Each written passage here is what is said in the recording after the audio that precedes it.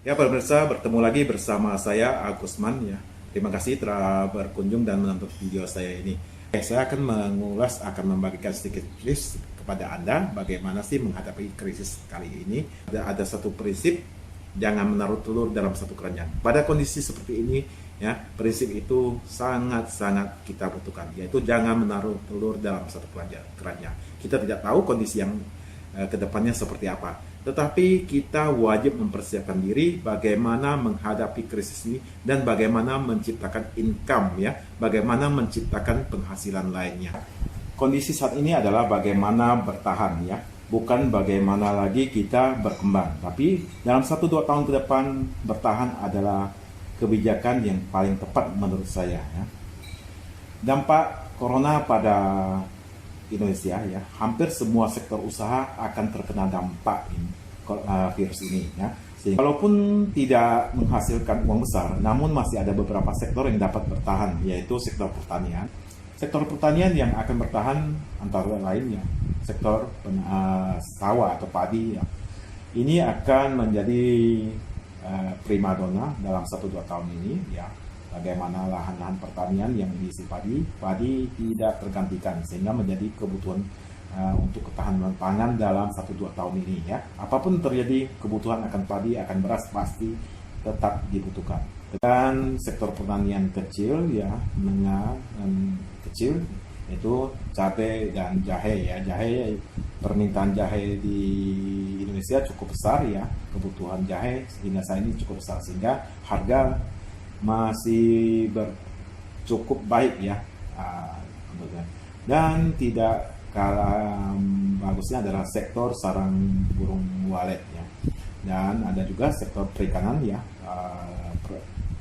keramba ya atau peternakan ikan dan peternakan lainnya.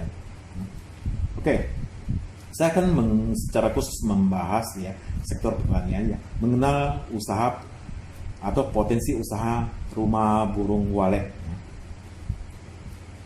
Sebelum kita lebih jauh ya, kita kenali dulu ya, untuk investasi atau membangun satu gedung walet ya, tentunya membutuhkan modal ya.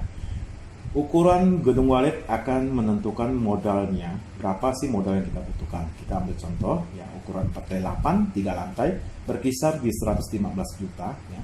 Ukuran 6x8 3 lantai di 173 jutaan, 6x12 3 lantai di sekitar 260 jutaan ya.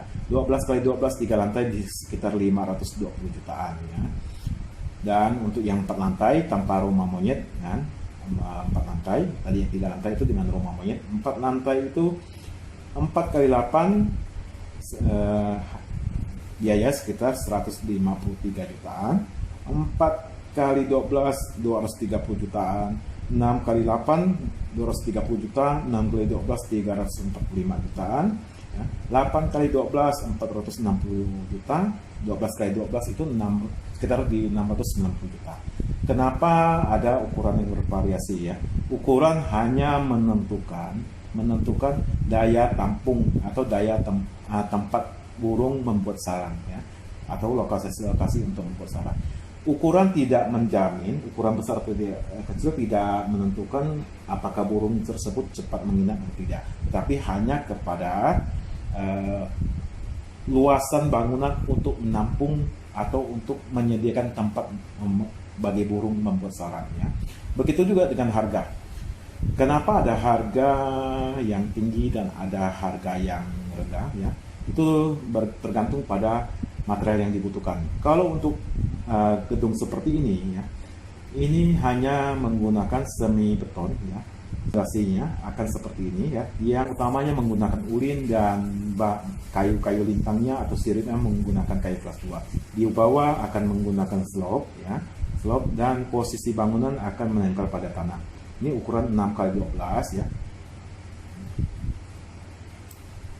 Oke. Nanti bangunannya akan seperti ini ya. Akan seperti ini.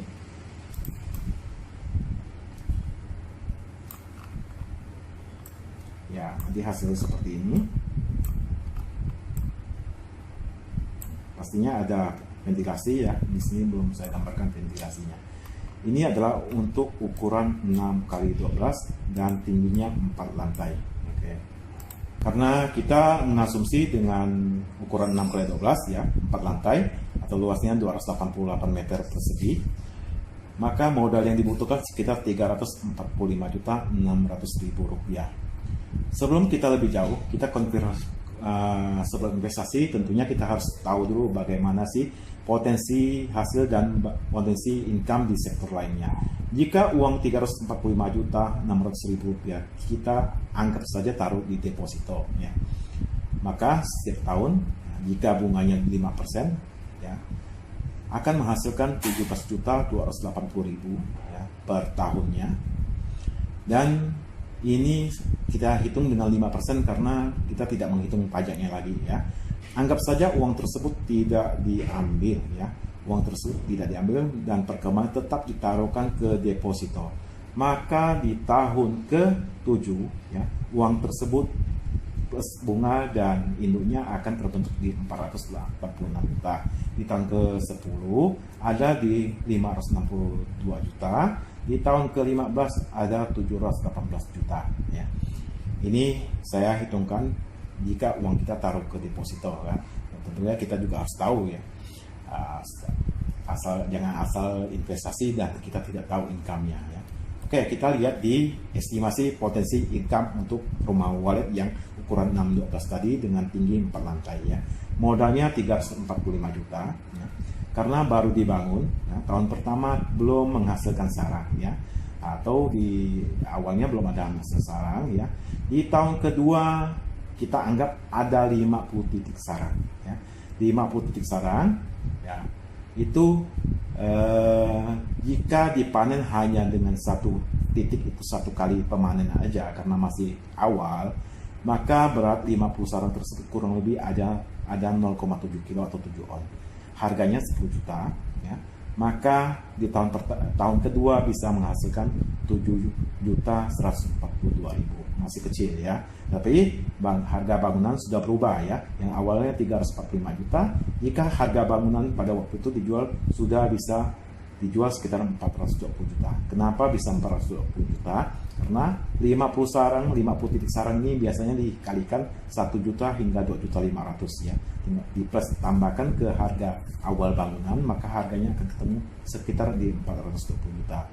Di tahun kelima ya, di tahun kedua ada kemungkinan ya sarangnya sudah 95 sarangan. Karena saya anggap setiap kali panen akan berkembang 30% ya. Akan berkembang 30% dan 1 tahun itu ada 3 rotasi. 3 rotasi burung itu membuat sarang ya. Ada 3 kali anak menetas ya, telur menetas ya. Dan tahun ketiga sudah bisa memproduksi atau menghasilkan 1,4 kilo. Karena apa? 95 sarang dikali 3 kali pemanenan, 3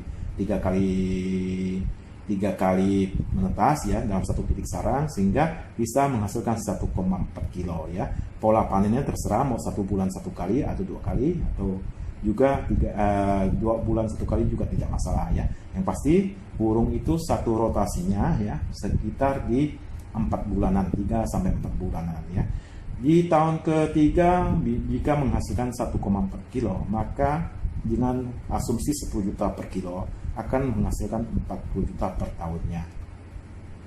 Tahun ke-7 nih ya, tahun ke-7 sarang estimasi sudah di 1.238 sarang ya.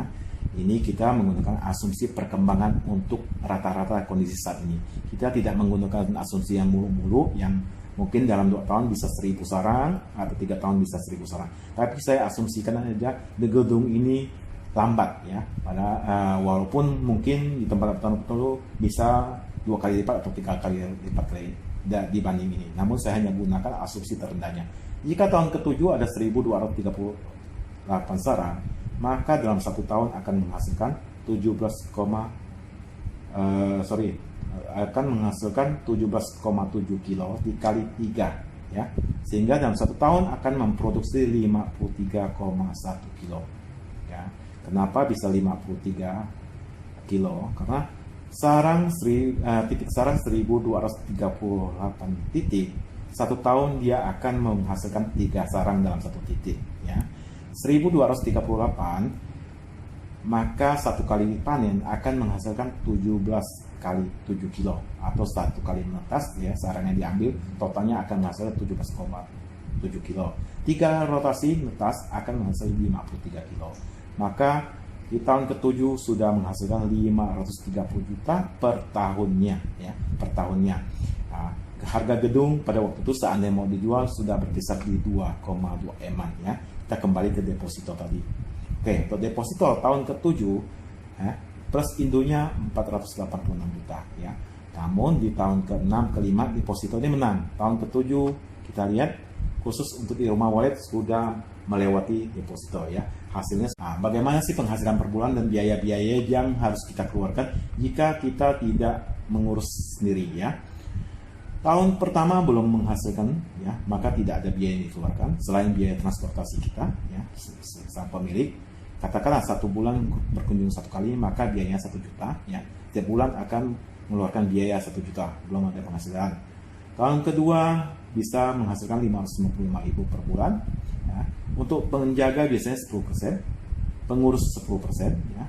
Dan kita masih mengeluarkan biaya 1 juta untuk transportasi ya. Tetap tahun kedua masih defisit ya. Kenapa ada biaya yang jaga ya? Ini biasanya negosiasi ya. Kalau kita tidak mau ngurus sendiri dan kita bangun di daerah tertentu, biasanya kita akan menyerahkan orang untuk menjaga dan bisa dikasih gaji bulanan atau fee 10% ya. Pengurus, jika kita tidak bisa mengurus sendiri, kita minta orang lain mengurus di lapangan, maka kita biasa juga memberikan fee 10% ya. Biasanya kalau saya ngurus punya orang, saya ngambil ini dan ininya penjaga ya. Oke, transportasi itu opsional, bisa dilakukan, bisa juga tidak ya. Ada juga orang tertentu yang mempercayakan 100% kepada pengurus, biasanya juga biaya 10% ini diberikan ke pengurusnya, tapi saya belum pernah mengambil yang ini ya. Oke, di tahun ke-7 kan bisa menghasilkan 44 juta ya. Penjaga 4 jutaan, pengurus 4 jutaan ya, dan pemilik sudah berpotensi penghasilan 30 jutaan per bulan ya. Tahun ke-10 sudah berpotensi 212 jutaan ya. Jika ditambah dengan ini berarti sudah 240 jutaan ya. Inilah usaha rumah wallet yang memang awalnya dibangun penghasilannya belum beberapa menggoda, tapi seiring waktu karena dia akan naik terus ya, sehingga kenapa banyak orang menginvestasikan uangnya di gedung wallet ya, karena alasan-alasan seperti inilah penghasilannya tetap meningkat seterusnya dan juga pembelinya tetap ada terus ya. Oke, sekian sharing dari saya ya.